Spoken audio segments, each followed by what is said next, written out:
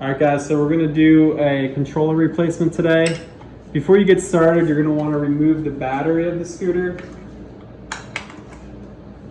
It's gonna help if you have a stand. If not, two people will make it a little bit easier because there's a couple moving parts involved. You're gonna wanna start with your hex bit. It's gonna be the same bit for all 8 of these bolts that you need to remove in order to access the controller and to remove the stem of the scooter from the folding hinge.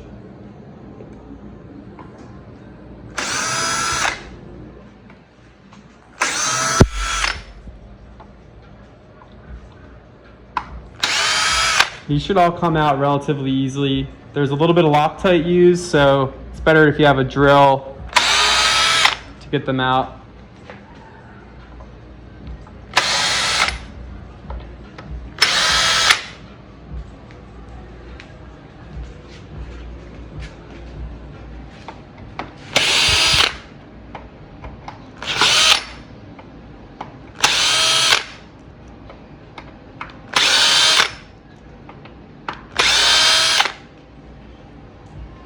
So once you have those removed, this whole tube stem will actually slide off if you give it a little wiggle.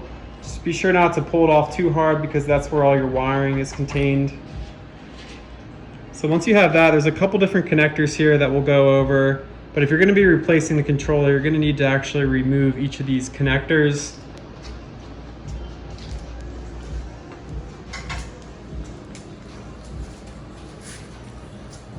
So you can come in here and just clip these zip ties off.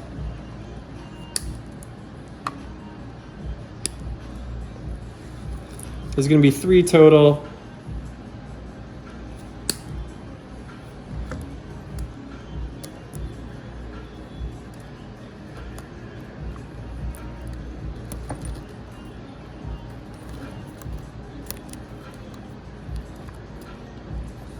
So once you have those connectors removed, there's one wire that's actually in the tube of the scooter that you need to slide into a groove in order to be able to get this controller to slide out.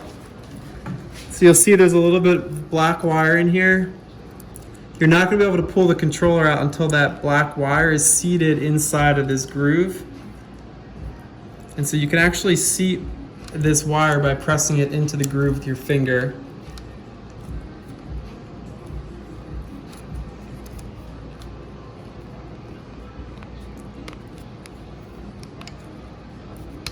And once you have that all the way in there, you'll be able to slide the controller fully out. Make sure you remove the battery plug cover port first, because that can get in the way. And then the controller from that point should slide out really easily.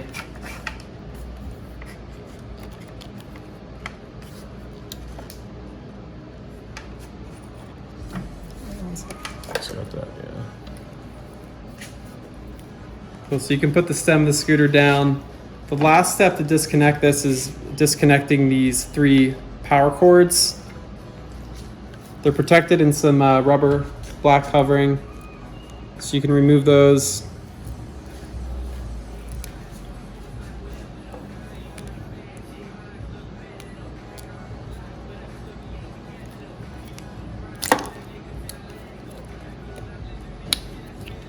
So these are bullet connectors, so they'll connect power terminals from the motor into the controller.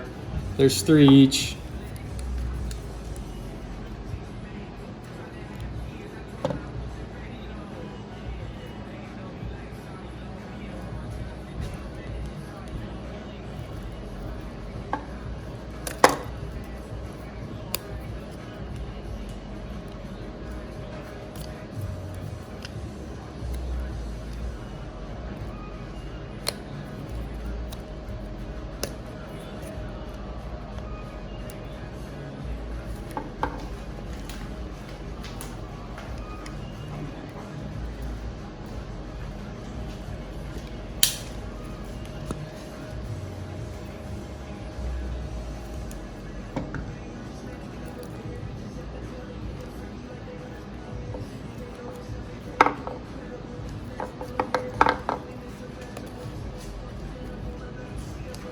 Cool, so once you have your controller out, you can get your new controller replacement.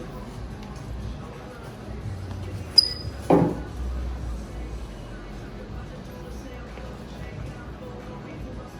that's going to go in the same way that you remove the first one.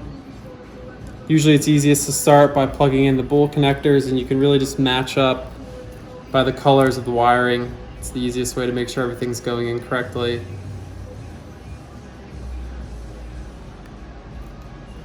Green to green, blue to blue, and yellow to yellow. And then you're going to have your hall sensor, which leads from the controller to the motor.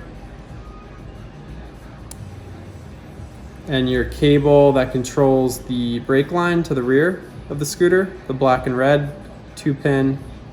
Once you have those in, you want to give them a quick wrap with some electrical tape to keep them in positioning.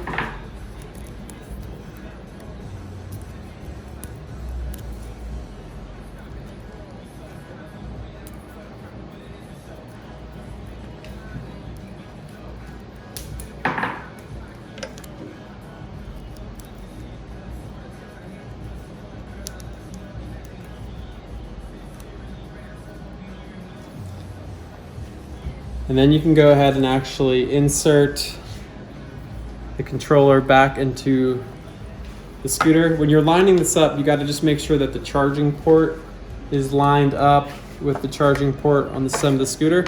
But the grooves actually will tell you which direction it needs to be inserted in. It'll only go in one direction.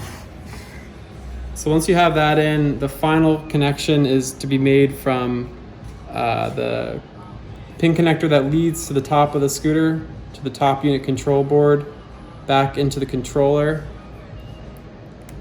It's the same thing, you want to secure that with a little bit of electrical tape.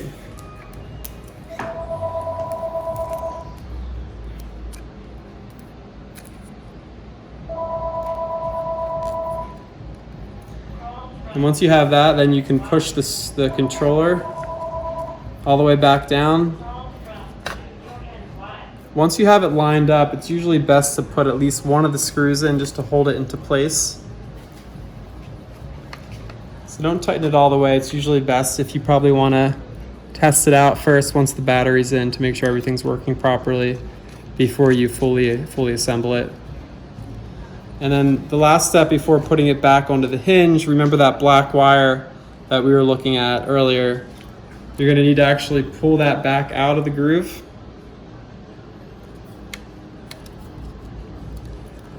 Pull it back as far as you can. That way you're going to be able to reinsert the stem of the scooter onto the folding hinge and it won't get caught.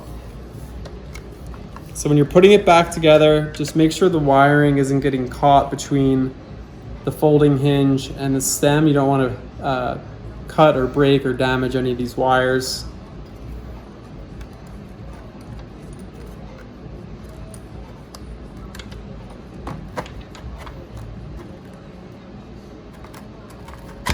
So it should slide on pretty easily.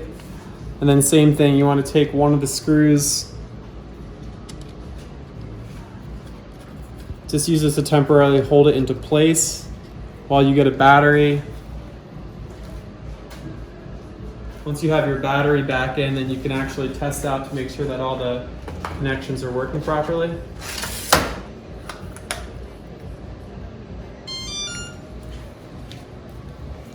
So why don't you go ahead and give a little spin. Yep, so you can see we're going up to max speed here. Everything looks good. You can change some of the speed modes.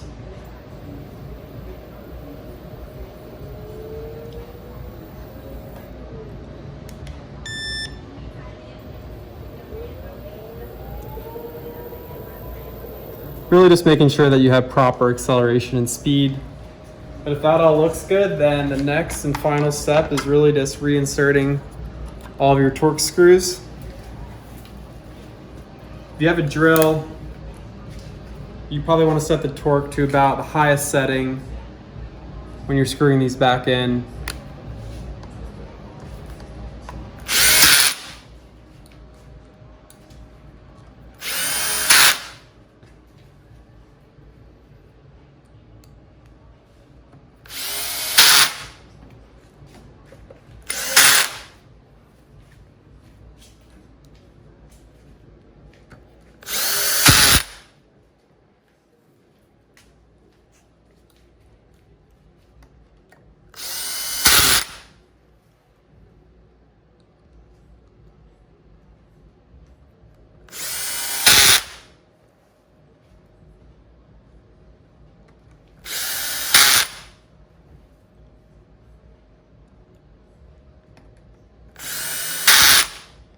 And that's it.